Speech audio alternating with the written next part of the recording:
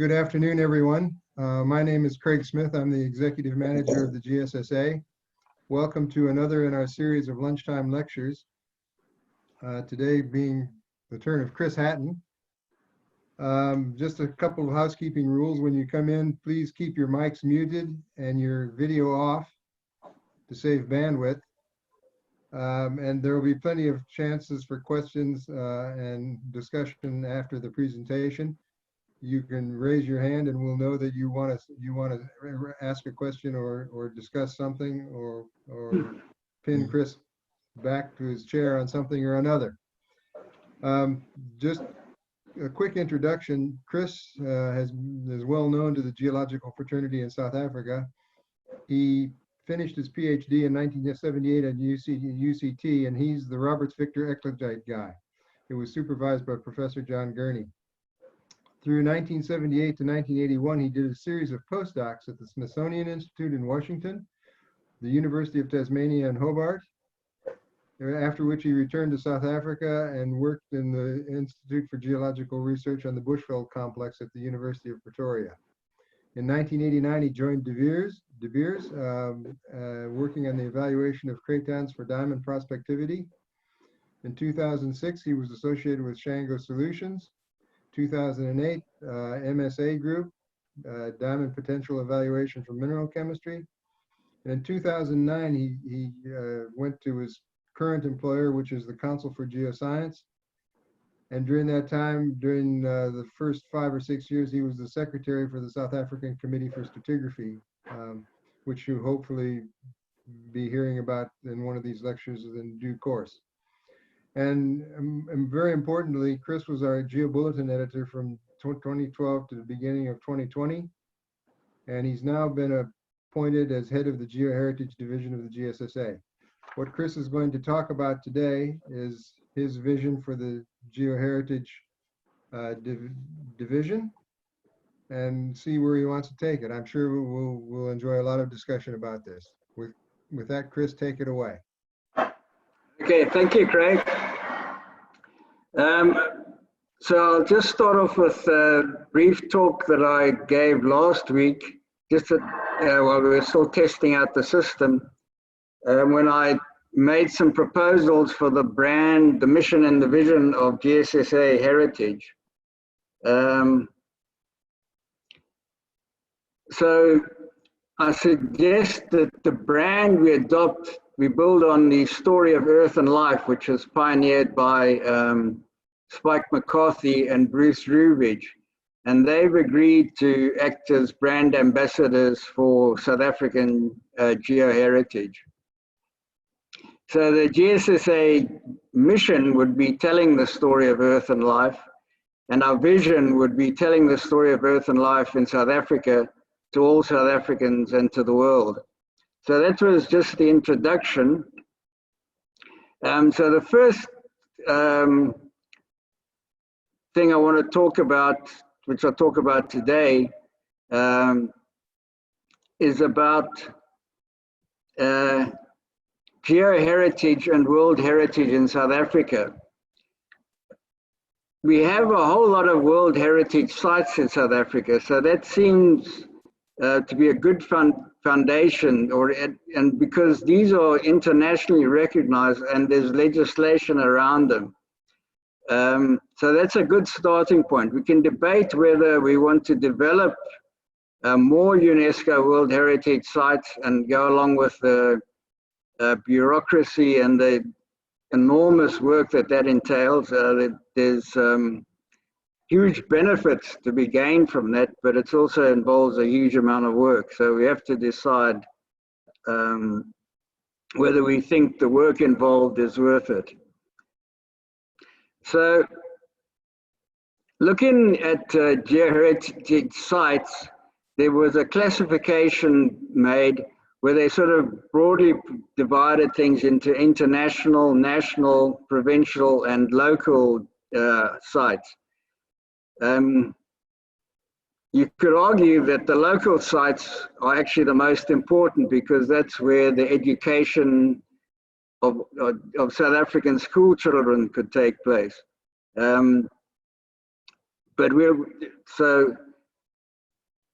and also on the local scale, we have conservancies. John Blaine was one. Some examples. John Blaine is down in Hermanus. They're looking at talking about the geology of the conservant in the Hermanus area. Mike de Wit is looking at a private game reserve in Salpeterkop. Then on the next scale upwards, we're looking at schools. For example, in Gauteng, we've got Ian Mackay looking at extending geological education into the schools. Matt Mullins is pioneering a program to do the geology of game reserves, and starting off with the Kariga Game Reserve. And then we have the provincial museums. Bruce Rubidge is planning to move to Graaf-Reinet, and that will be a major center for people to visit. And Albany Museum, there's Rose Previck. Then we have the National Museum, for example, in Bloemfontein, where Jennifer Boerder-Brink is a renowned paleontologist. And then we have the national parks, the Kruger National Park, where Maurice Viljoen and his brother and others are putting together a lot of interesting material. But today, I just want to look at on the international sites and start off and essentially look at the existing World Heritage sites and just look at how much geology is involved in them. So there's the, this is the list, originally St. Lucia, the Isimangalisa Wetland Park, Robben Island, the Cradle of Humankind, the Ukahlamba Drakensberg Park, the Mapungubwe Cultural Landscape, the Cape Coral Kingdom, the Vredefort Dome, the Richtersveld Cultural and Botanical Landscape, and then lately the Kamani Cultural Landscape, and then the Barberton Makonjawe Mountains. And that, very importantly, is strongly based on geoheritage. So the wetland park, the Isimangalisa Wetland Park, is based on an estuary system, and the focus, one of the attractions is the biodiversity, including the bird species. But there's also huge amounts of geology. Nigel Hicks is involved in the Cretaceous, and that area contains excellent exposures of Cretaceous. So although the primary focus is on the biodiversity, there's enormous amount of geology there. Robben Island is one of UNESCO's cultural sites, and that's based because that's where Nelson Mandela spent 18 of his 27 years in lockdown. We're sort of chafing under 21 days of lockdown. He's a magnificent example. He coped with it for 27 years. Then there's the Cradle of Humankind, which originally covered Sterkfontein, Swartkrans, Kromdai, and environs. That was originally based in Gauteng. But an important part of these UNESCO sites is that they can be expanded. So it's what was the Cradle of Humankind are now the fossil hominid sites of South Africa. And it includes now the town skull in the Northwest province. So these World Heritage sites can be expanded to cover outside their original area that they were proposed in. Then there's the Ukahlamba Drakensberg Park, based on the mountains. And there's the rock art, but it's also got incredible geology. And the sort of, the amphitheater is one of the icons of South African geology. And then we have Mapungubwe, the kingdom that lasted for 400 years and noted for its trade routes. Now, So Mapungubwe is essentially the gateway between South Africa and the rest of Africa. And this, this type of interlinking of the regions was first promoted by Martin de Wit. Our condolences to Martin's family.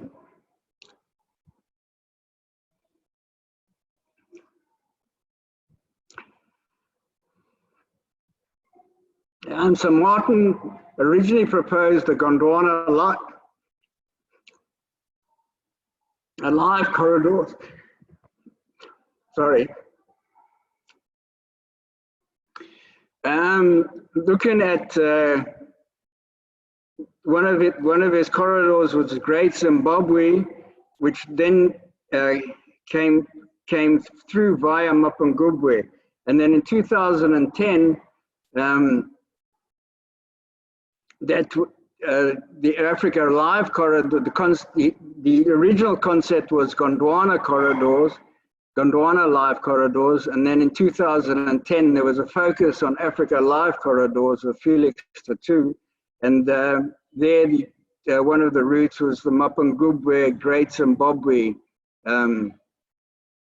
link. And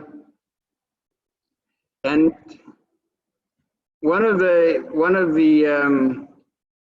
Gondwana corridors that Martin originally proposed, Martin and John Anderson proposed, was the Cape Coast Fynbos corridor, and that was subsequently been recognized as the World Heritage Site in the Cape Floral region.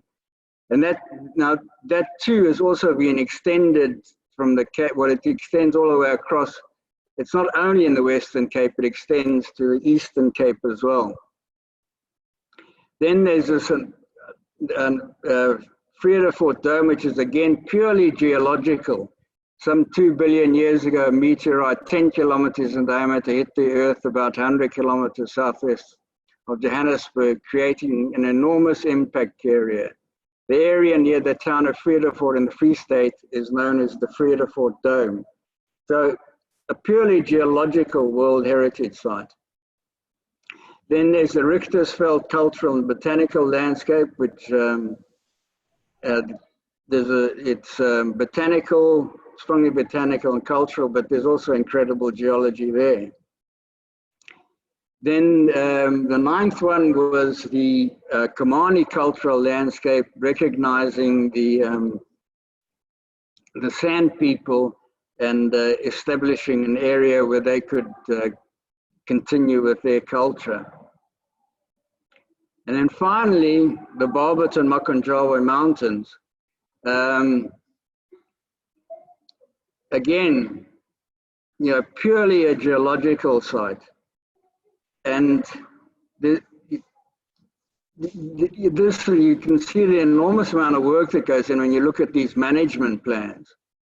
And they recognize in that management plan that geotourism is currently a small market that's going to be slow to grow. So it has to be combined with other aspects of tourism. In that management plan, they also recognize a need for a national geoheritage agency, and which is at the moment that's oversight function is within the Department of Environmental Affairs, and they have the responsibility for the World Heritage Convention. So the South African Heritage and Resources Agency is an agency that we have to work closely with. Okay, so the potential, there are all these UNESCO sites, 10 of them, but there's obviously potential for either developing similar types of sites, which are similarly important as World Heritage Site, whether they're developed by mechanisms other than through UNESCO. As I've said, we can think of that. So something that I'm very interested in is the incredible evidence that's emerging in KZN for for the most recent emergence out of Africa.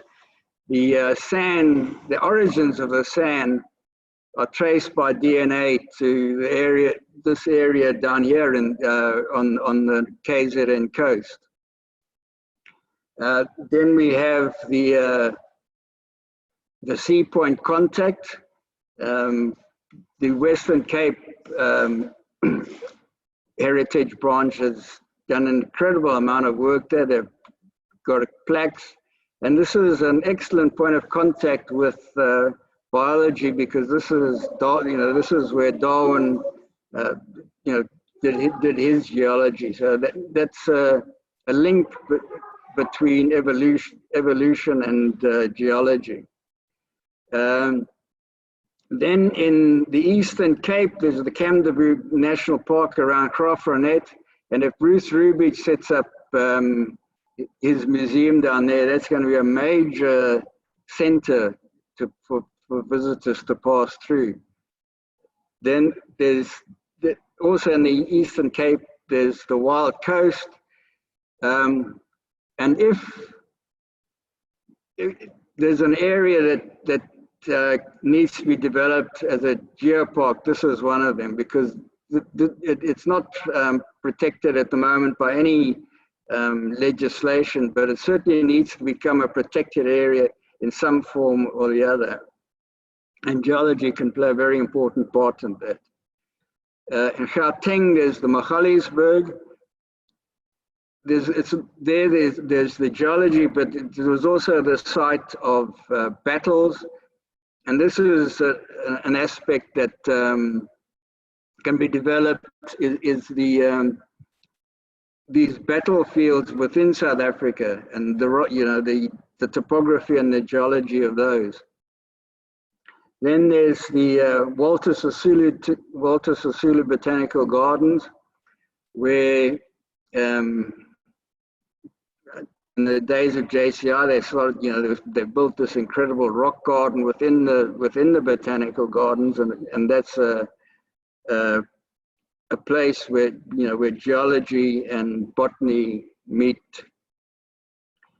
Then the existing ones, the cradle of humankind, but there's also Swartkopies, which can be developed as an extension of Vredefort, because there's evidence which is currently being looked at that Swartkopies is related to Vredefort.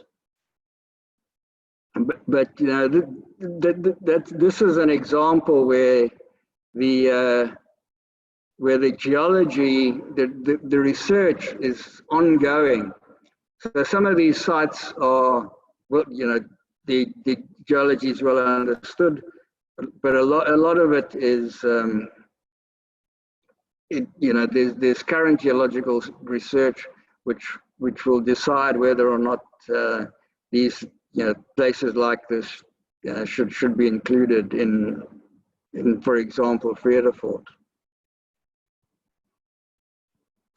And then we have the Dwars River National Monument. Now, there was an interesting paper where they described that as a UNESCO World Heritage Site. It actually isn't, but it certainly could be, because it shows incredible features, and it's basically the icon of the Bushveld complex, and the site of incredible, as originally recognized, it's a site of major scientific importance.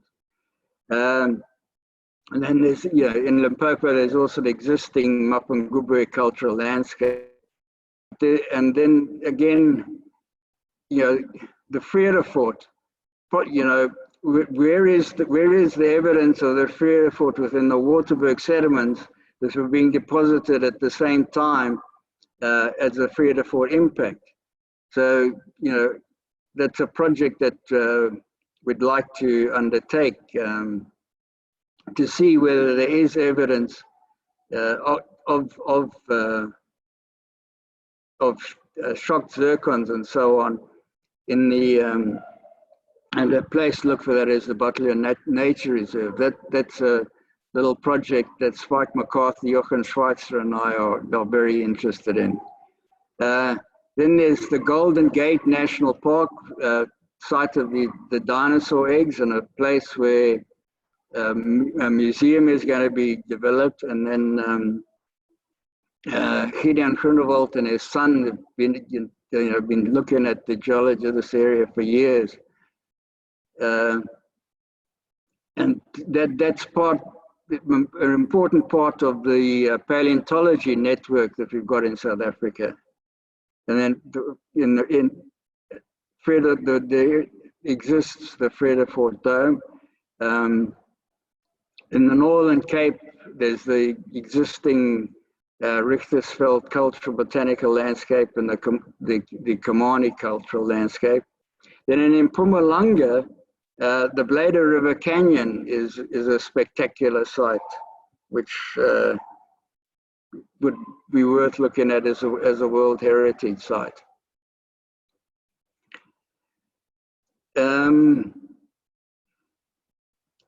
So, yeah, the Golden Gate National Park in the Free State I've mentioned. Then in the Northern Cape, the square kilometre array is a magnet for science tourism. So, if we can build a geology into that story, that's but in an area where geologists could potentially cooperate with astronomers. I've mentioned the Blader River Canyon. Then in the north, between Gauteng and the northwest, there's the Magaliesberg, and then also in the northwest, we've got the Pilansberg. And then finally, we've got Morakweng. And Morakweng is essentially invisible. So to tell the story of this, major impact site at the Cretaceous Tertiary boundary, there's nothing really to see. It's all just flat ground. But this is where virtual reality comes in, because now we're all stuck at home. The next thing that people are going to be developing is virtual reality, which is scientifically important, but it's also going to play a great part in education. So educational entertainment will rely on virtual reality. So what I'd like to conclude is that in the now we should be planning for the post-COVID world and looking at developing evidence-based reality views of South African geoheritage. So there's going to be a whole lot of virtual images of the world in general. We need to keep abreast of that and develop virtual reality views of the geology, because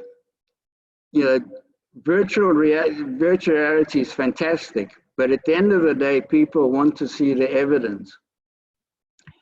So the type of thing that we could be looking at is this magnificent image of the dinosaur discovered around Clarence. And all this reconstruction is based on very detailed paleontology, looking at the original bone. So this is a wonderful image, but it's based on hard evidence, and that hard evidence is going to be something that people will be very, very keen on visiting.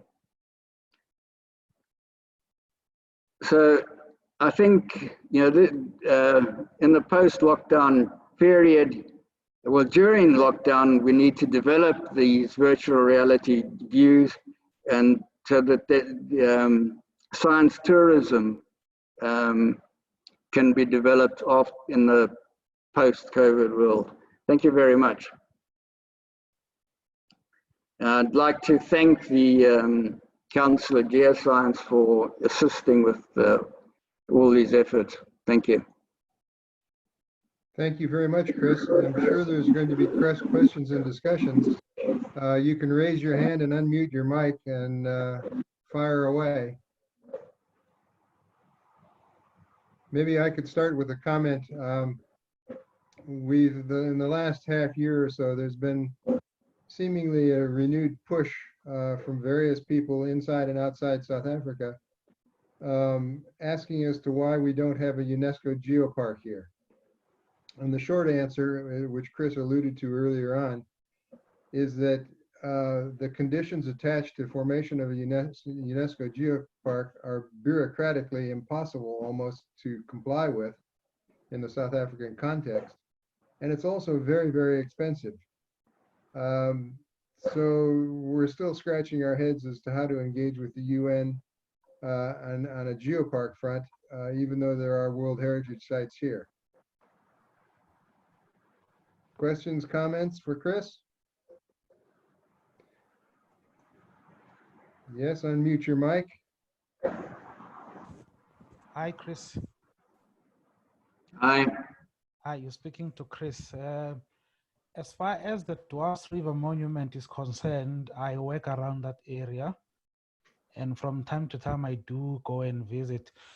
But I've seen two things in that area. One is that I'm not sure who does that, but there's usually some chipping of the outcrops or cutting of the outcrops or small drilling of the outcrops. I'm not sure who does that and where can that be reported. And if it can be reported, how can that area be protected? I know it's on the Dwars River farm, part of the Two Rivers Platinum mine. So I'm just not sure about the relationship between that site being a heritage site and the owner of the ground. And then the second thing is that also from time to time, it looks like there's some rituals going on there, because you see fires and candles being burned around that area. So that's basically what I've observed on the Dwars River Monument. Thanks. Thank you. Yeah, I think we have, unfortunately, I think the area has to be more strictly controlled. We need to, I think, fence it off and control access to the area. I think engaging with the mines and around there and asking them to help us with an exhibition center is something that we have to look at. Yeah, I mean, it's an iconic area, and I think the science that's coming out of there just is becoming more and more relevant to understanding what goes on in the bushveld. But yeah, I've seen the the evidence of the parties that go on over there, and yeah, on the question of chipping of the outcrop, again, that's another reason why it has to be fenced off. And I think there is this issue of geoethics, and people are recognizing that people should need to recognize that geologists as well need to recognize that they have to behave responsibly. And that this issue of geovandalism is a long-standing one. Okay, thanks, Chris. Marcia had her hands up. Marcia? Yeah, please. Chris, fantastic. I mean, you've taken this thing to the next level 10 years later.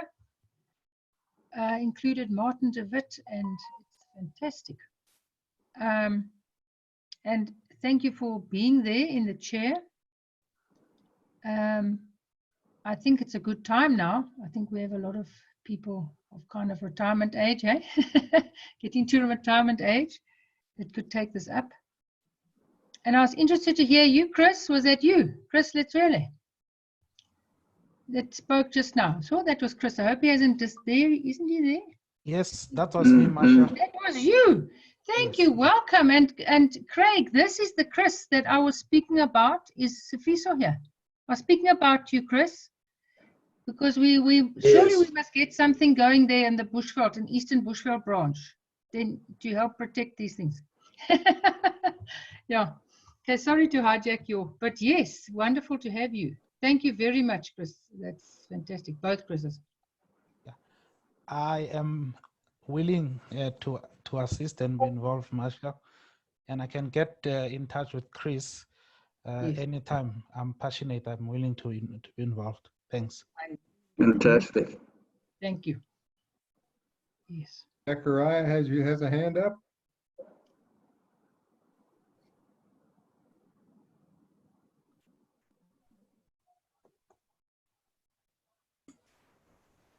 I'm trying to unmute you. I'm, Oh, there you go. no, this is John James. Hi, John. I can't see what put my hand up, so I've just spoke. What I really feel is neglected in the whole the talk is anything about the Witwatersrand in Johannesburg. It's really the core of our geoheritage, and you have various sites like Langlaagte, the Strydom area near Rudderport, the Klipperfiersburg Nature Reserve, and various others which none of which seem to be addressed.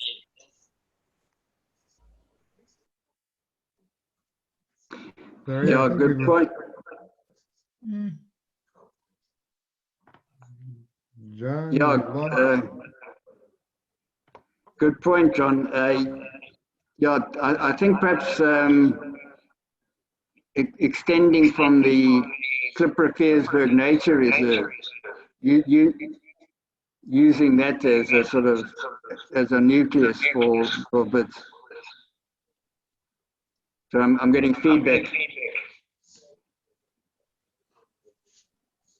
But yes, I think the Klipperfiersburg Nature Reserve is an excellent place to start, and the wits does need to be included. Sorry, I'm getting feedback here. I'll turn it down.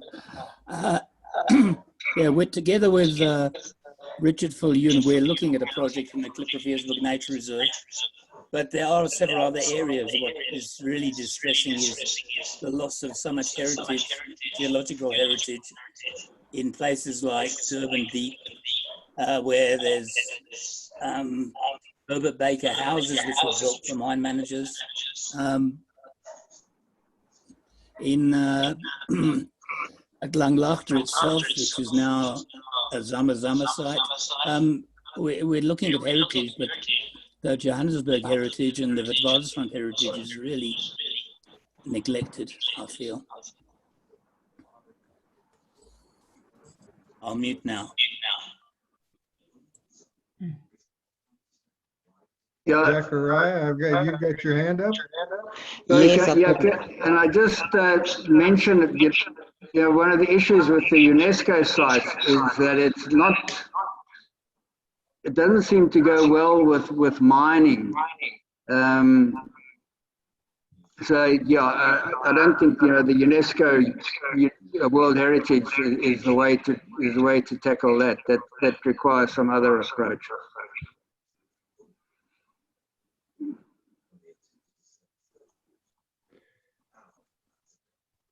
We've got a comment from Zachariah. He's got his hand up. Yes, I've got my hand up. Can you hear me? Yes. Yeah. All right. Good day, everyone. I really do think there's a need for National Geoheritage Agency. I think it's a great initiative that you've come up with. I have two questions. Is there a reason why you didn't mention the Cape the Cape Fault Belt and the Kango Caves, because I believe they should be included in the geoheritage. And then also you didn't say anything about Sudwala Caves in Mpumalanga as well as the Echo Caves in Limpopo. I mean, those were set in the Precambrian Dolomite rock. I mean, there's also some evidence of when Africa was part of Gondwana. So I just want to know on those. Yeah, I think this, at the beginning I spoke about national, international. I think this places like the Sudwala Caves are not necessarily international. Those are part of, they would fall under sites of local importance or national importance rather than international importance. Because the idea with the international sites is that they are unique. So, the Sudwala Caves have, there are similar sorts of things in other parts of the world, according to this classification. So, what I was trying to highlight today are the sites that are undoubtedly of international significance. There are hundreds of geological sites within South Africa that are, very important on a provincial and a local scale. But, because of the, as Craig was saying, the expense in getting a place declared a World Heritage Site, the expense and the time, not everything can be made into a World Heritage Site. So, geoheritage sort of extends all the way down. And as I said at the beginning, these local sites are potentially as important as the international sites. But I think we should try to prioritize those sites that are definitely of international significance, first, because there's just so much to be looked at. On your second point, I think the Cape Fold Belt, underpins the Cape Floral Kingdom. So the Cape Fold Belt needs to be integrated into the Cape Floral Kingdom rather than being trying to just preserve it as an area just for its geology. The sort of international renown is of the Cape Floral Kingdom. And if we can just highlight how important the Cape Fold Belt is within the Cape Floral Kingdom, because I don't think we want to, geoheritage is, sort of starts with geology, but we need to try to integrate as far as possible with, botany and in the SKA, we need to try to integrate with astronomy. The Sea Point contact, we need to try to integrate with culture. So I think the Cape Fold Belt, the focus needs to be on the Cape Floral Kingdom. Thanks. But thanks for your comment.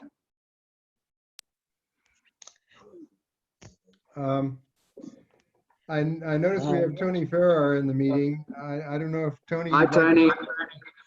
On what's going on in the Barberton Mountain land. Hi there. Yeah, I don't have a video record here, but is my audio coming through okay? Yes. Yes. Yeah, I've been thinking about this, and a strategy needs to be developed, and I think GSSA is the only agency that's going to be able to do it, to look at geological sites which fall within protected areas where the emphasis needs to be on developing a geological component to traditional protected area and biodiversity and landscape and all that sort of thing, where the protection of the site is provided, theoretically at least, by the agencies that manage all the existing protected areas around the country. And although they were created for biodiversity protection, almost every one of them has geological components of varying levels of importance.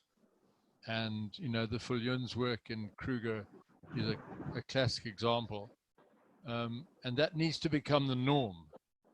And how we get there, how we enhance the geological diversity component of tourism to those areas is difficult. And I'll give you an example. Pilanesberg, where I worked for a couple of years, when that original geotrail there was established. And it was really neat and very well done, with about, I don't know, there was something like 8 or 12 sites around the park, and you could get out and look at the rock formations. Then they put elephants and lions in the park, and you couldn't do that anymore. And now you've got the I believe the sort of geo trail or whatever it was that was set up there has become completely redundant. So there are those practical matters. The second category, and here I think GSSA needs to play the scientific sort of standard bearer for the whole country, but maybe the mining fraternity needs to get in and see this as, and I can cheekily say, a compulsory component of their contribution to heritage is where geosites are part of mining environments or construction environments, road cuttings. They're not conserved in any conventional way, but they are brilliant locations for geological explanations and tourism sites. Several of those ports through the Cape Fold Mountains do that excellently. And those are almost two separate categories.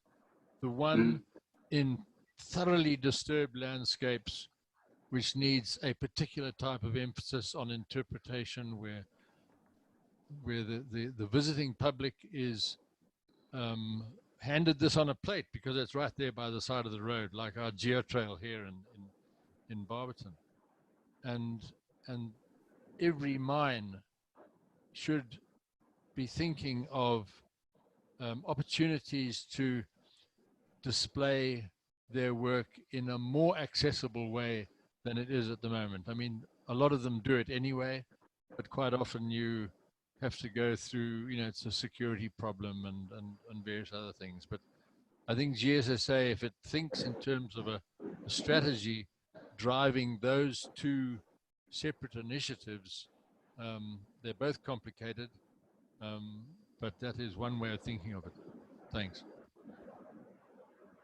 Yeah, good points, Tony. Yeah, I guess, you know, in terms of the road cuts, if we could somehow develop a strategy with the people who build the roads to put a little lay-by, so, you know, because often the issue is if you stand and gaze at a road cut, you're going to get run over. But if you could have a little parking spot nearby where you could have a look at the road cut, and then, you know, we do need to see if they can recognize that, you know, some areas shouldn't be shotcreted over, and or not all of it should be shotcreted. On the mining issue, I mean, there's magnificent exposure of the chromatite layers going on in you know, around Dwars River. I mean, it's just superb, and yeah, they need to be asked just to, you know, at some point stop mining and leave these magnificent outcrops. On your first point, I guess that's you know, that's a toss-up. Are you going to have the big five, or are you going to be able to walk around? And yeah, in Pilanesberg it's difficult, but I think in the Kruger with these guided game walks, there's an opportunity where you can walk around in a big five area and look at rocks. Thanks, Tony.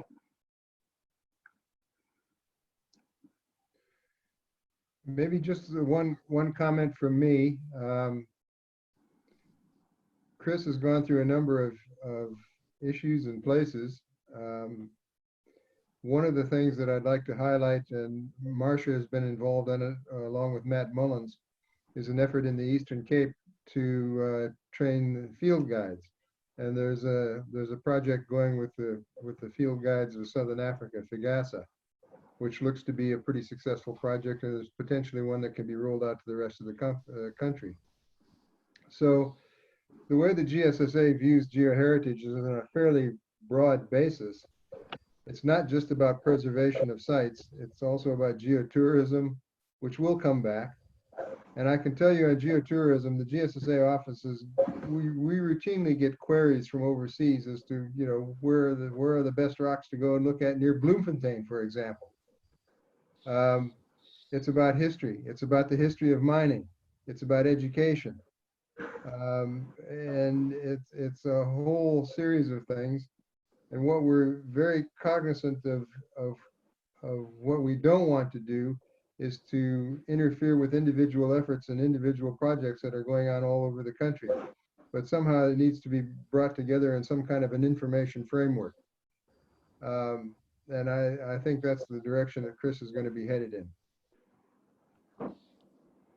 Thanks, Craig. Yeah. Just a quick comment from me is, can you send me contact details on the GSSA FIGASA guide training initiative? I'm actually trying to get myself registered as a guide for these mountains here, and it's difficult to get anybody to answer my emails. They don't seem to understand what I'm about. And another thing which came to my mind while discussing this a long time ago with Dave Morant, who used to do guiding here as well, is that to be an effective geoguide, generally I feel you need some tertiary level of science in your background. Without that, I think only sort of, I mean, there are a lot of really bright people who are good at guiding almost anything.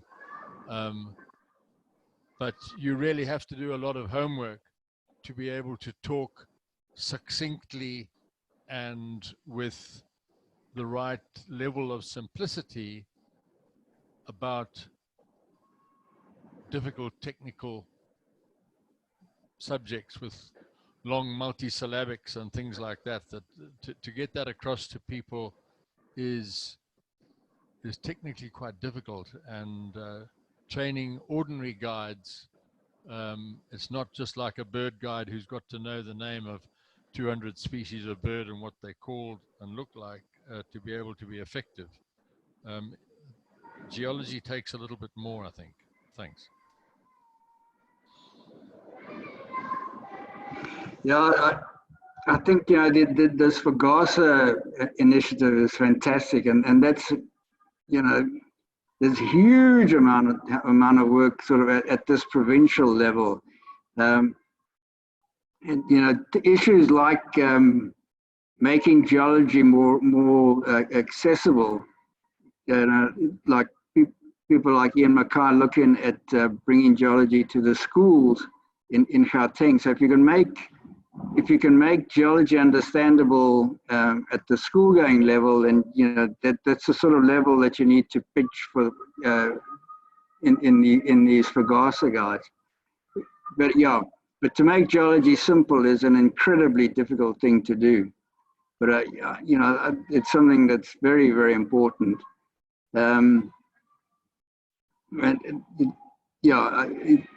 But you know, that's the sort of thing that I think will be going on at the provincial level, and you know, at Graafrenet with, you know, Bruce Rubridge explaining the fossils there to tourists.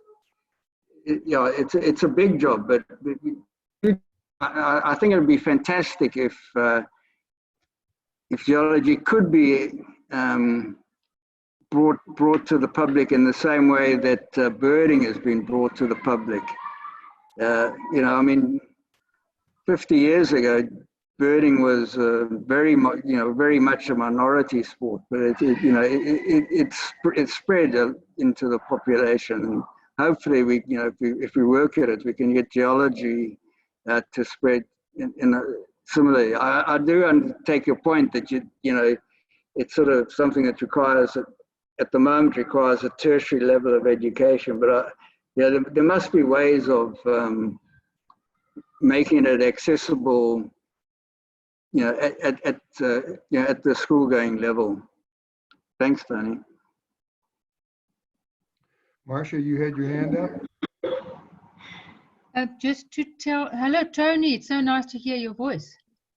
To tell you that you can come through me. I can talk to you about and introduce you to Michelle Duplessis, who is the manager of FOGASA, and just give you a high-level overview of the way that we're attacking it down there at Kariga. We have a field guide template, but then there's got to be templates for the actual training courses, which they have. And those are being developed, and then the different areas will roll them out. And you're right, it is, it's far simpler down there with a fold mountain belt, I think. But you can just talk about Gondwana and things. But on your side, it goes on longer. But I think there will be a way, and you just start. Oh, so I don't know if I can just steal a bit of time here, but Michelle is actually on my family farm in the Eastern Cape for this lockdown, and they uncovered either the femur or the tibia of a Dicynodont a week ago, probably Lystrosaurus, as identified by Bruce and Rhodes, and Billy agrees. So this bringing these things to the public is becoming a reality now, as they become real to them. Thank you. Are there any other comments or questions or discussion matters for Chris?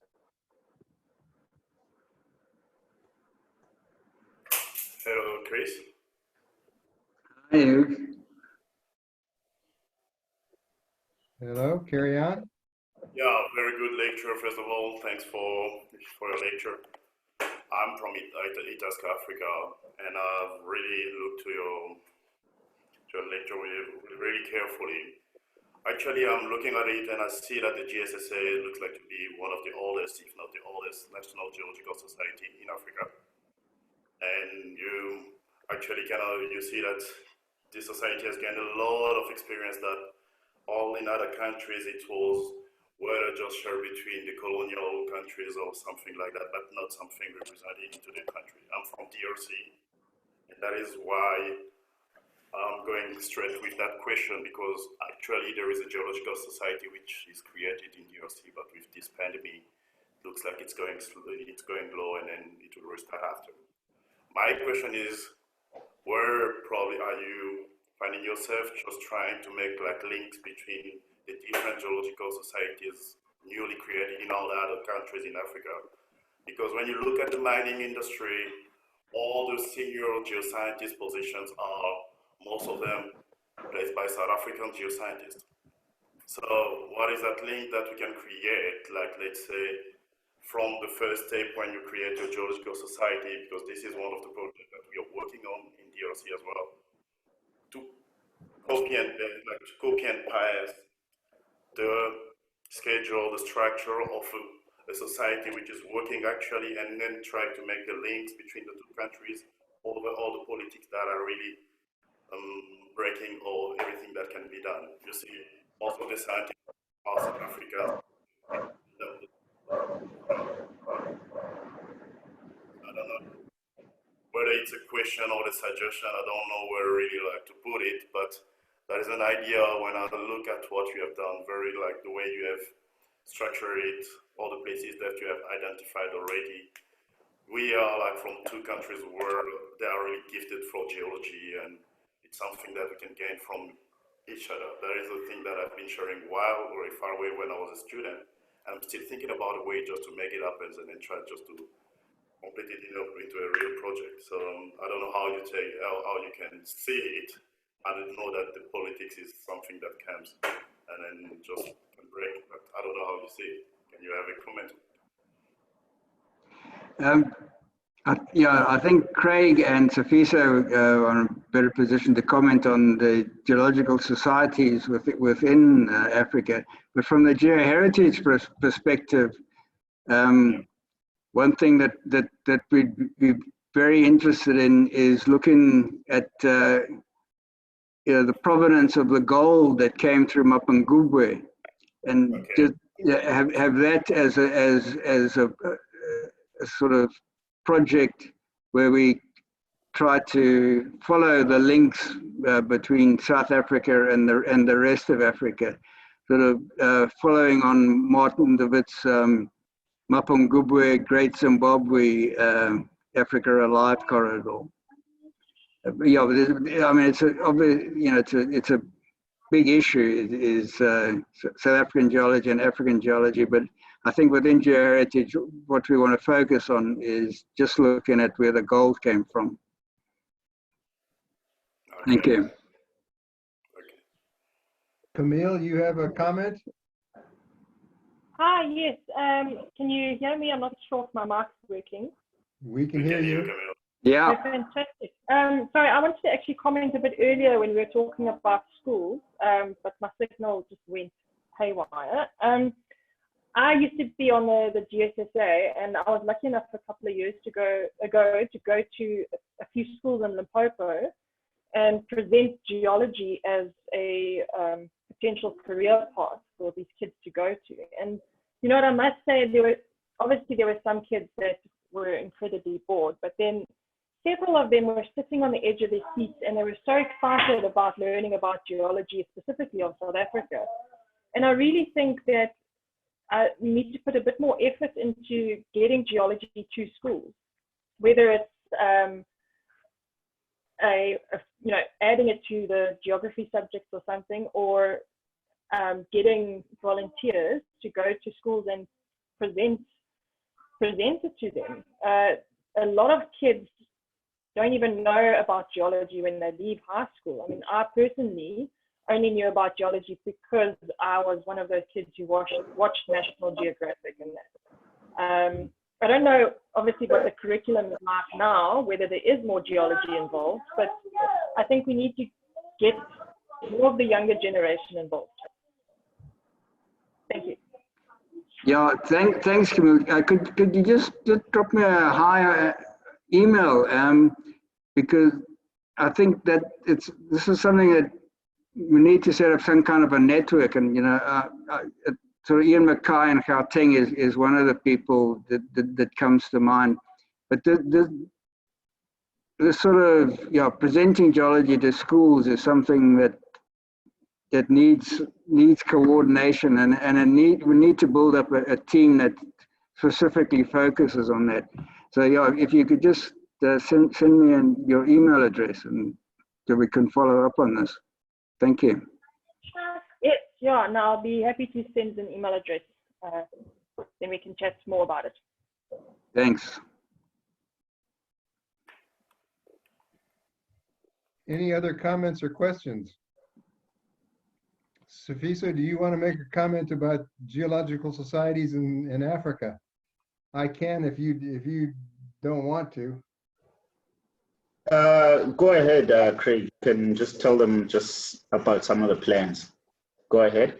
Well, if you look at the grand overview, there are a number of geological societies in Africa, and we are in contact with most of the ones in Southern Africa. But we're compared to what goes on in the United States and Canada. I mean, the Geological Society of America, for example, has something like 30 to 40,000 members. The American Association of Petroleum Geology has upwards of 40,000 members worldwide. The Geological Society of South Africa is a junior player. We've got 3,000 members, and we're probably one of the larger ones in Africa. This brings with it some interesting challenges. you start getting into professional societies or learned societies that are in excess of a couple of hundred people or 100 people. It almost takes someone at least half-time or full-time to run it. When you're up in the couple of thousand to 3,000, you have to have full-time professional management. And there's a resource problem.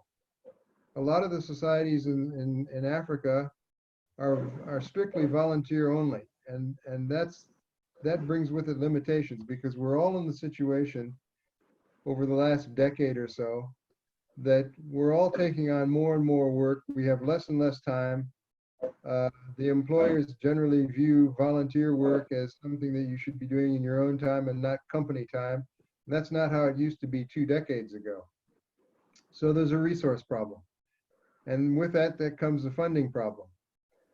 One of the characteristics of geoheritage in South Africa, at least, is that there's lots of stuff going on at grassroots level. There's lots of projects being handled really well, mostly independently of each other. All of them probably suffer from lack of funding or difficulty in raising funds. And there's no overarching marketing strategy. And over the next 5 to 10 years, hopefully that can change. We just have to kind of glue this stuff together a little bit without interfering with the projects that are being done really excellently at grassroots level. That's kind of my take on it at the moment. But I think geoheritage in the wider sense of the word is going to become a very, very important part of what we do as a society, because general society is interested in it. And we need to cater to that.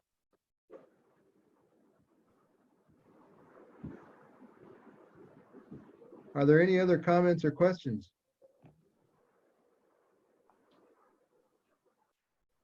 Chris, it looks like you've bamboozled everybody. I've got, this is Tony Ferrer here again. I've just got one observation on the taking geology to schools. A shocking eye-opener to me was last year, the Barberton-McConja Mountains World Heritage Site was put on the curriculum for matric students throughout the country if they were taking tourism as one of their options. And I took up quite a bunch of busloads of school kids up the Geo Trail for the first 6 months of the year. There must have been nearly a couple of thousand school kids altogether.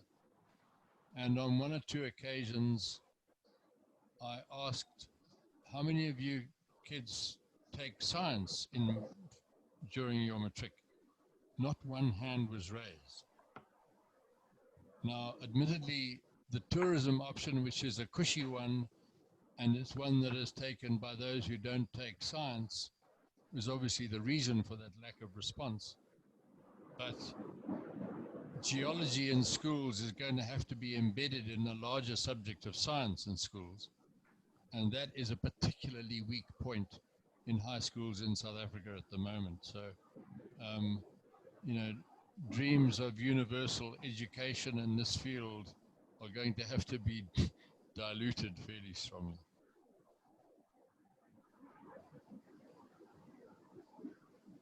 I think the educational entertainment is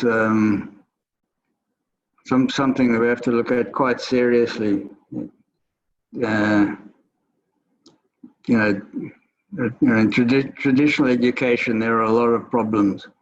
But I think part of this post-COVID world is going to be a lot more educational entertainment than education. So, if we can get a good educational entertainment program going, we can hopefully reach more of the future, the next generations. And quite misunderstood. So, are you finishing when you can come to eat lunch? No, I'm being summoned to lunch. I think, yeah, it's lunchtime, Chris. I think, Craig, we can wrap up then. Okay, well, thank you all for coming and participating.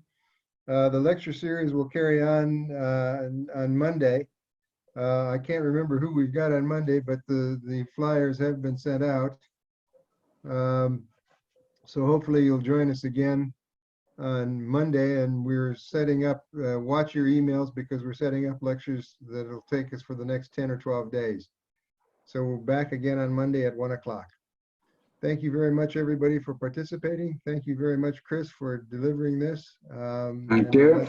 Let's hope we can go forward with GeoHeritage from here. And to all of those of you who are involved in projects at grassroots level, carry on. Let us know what's happening. Let's get it into GeoBulletin. Let's get it into the GSSA newsletter. A little bit of marketing never hurt anybody. So with that, I'll end the meeting. Thank you very much, all of you, for coming. Thanks. Cheers. Yes, thank you very much.